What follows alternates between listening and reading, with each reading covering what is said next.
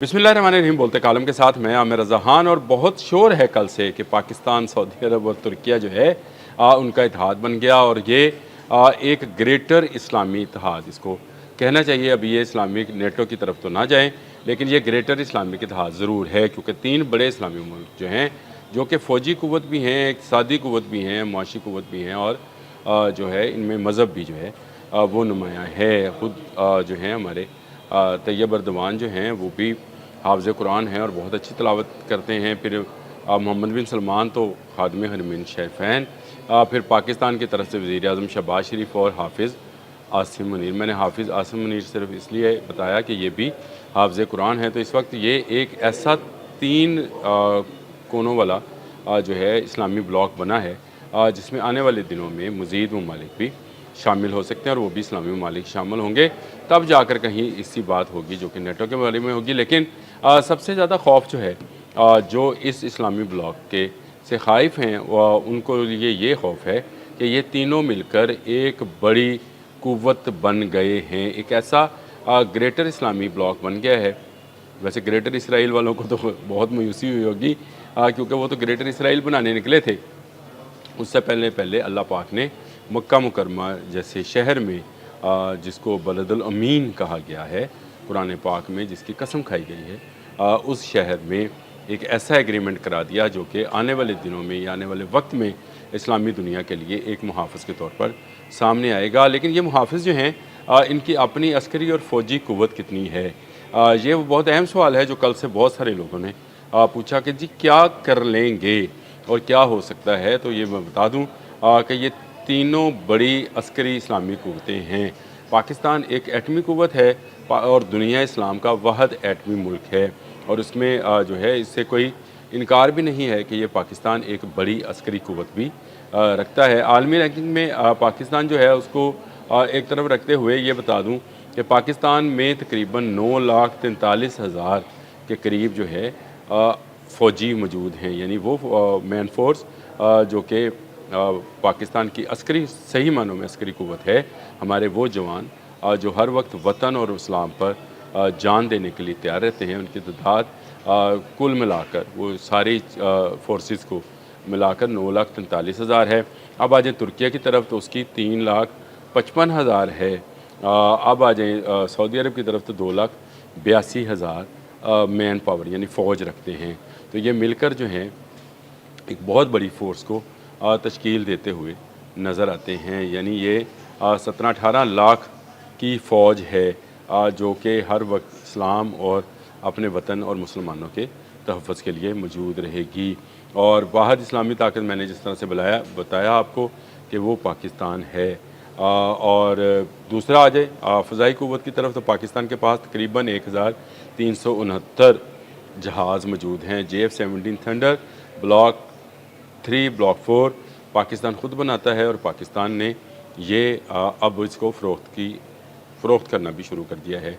4.5 generation का तकरीबन ये जहाज़ है, और इसको 5th जनरेशन के जहाज़ में भी तब्दील किया जा सकता है। तो पाकिस्तान जो है, पाकिस्तान की एयर फोर्स जो है उसके पास 1,369 हैं, और आने वाले दिनों में अगर इसके पास J-35 भी आ जाते हैं तो 5th जनरेशन वाली ये एक बड़ी एयर फोर्स बन जाएगी।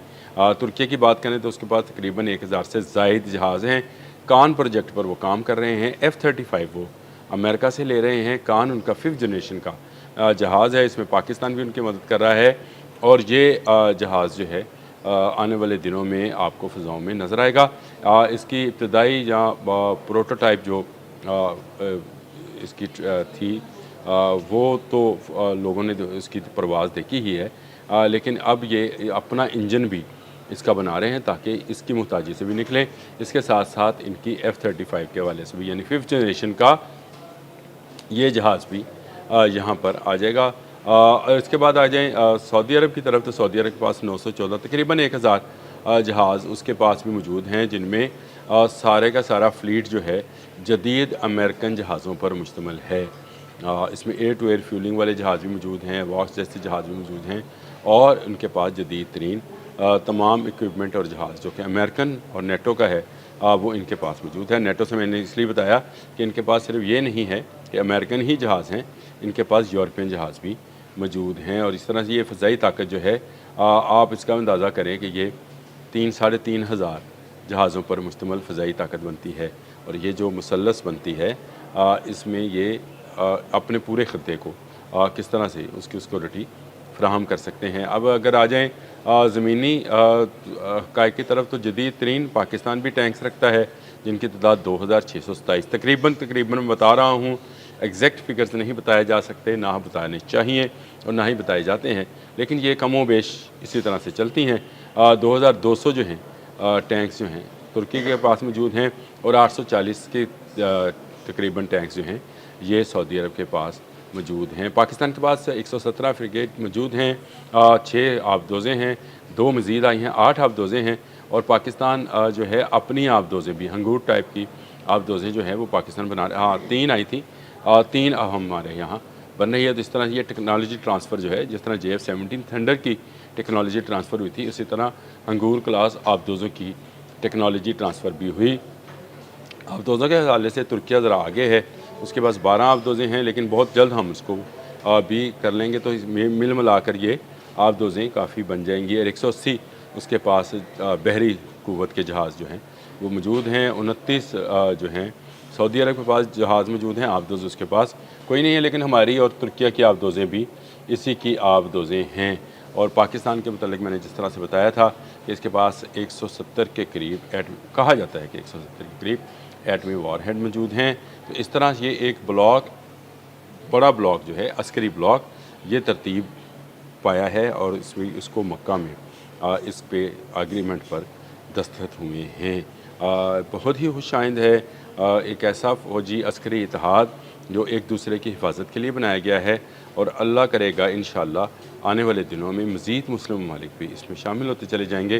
तो ये एक बड़ा इस्लामिक ब्लॉक जो है बनता जाएगा, जिसके पास ना सिर्फ मुआशी ताकत सऊदी अरब के तेल की सूरत में मौजूद है, इसी तरह उसके पास जो है अस्करी ताकत जो है और एटमी ताकत भी जो है वो मौजूद होगी। तो कोई आंख उठाकर भी इस तरफ नहीं देख सकेगा। अगर आप खत्ते पर निगाह दोहराएँ तो आपको नज़र आएगा कि ये मुसल्लस कितनी अहम बनी है।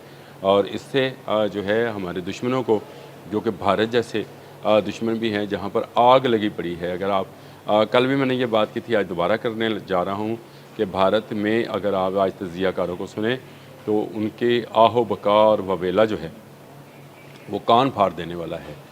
इतनी ज़ोर ज़ोर से चला रहे हैं अपनी हुकूमत पर, अपनी हुकूमत की खारजा पॉलिसी पर और दिफाई हिकमत अमली पर कि भारत जो है दुनिया में आइसोलेशन की तरफ चला गया है और पाकिस्तान जो है वो बड़े अस्करी इत्तेहादों की तरफ जा रहा है।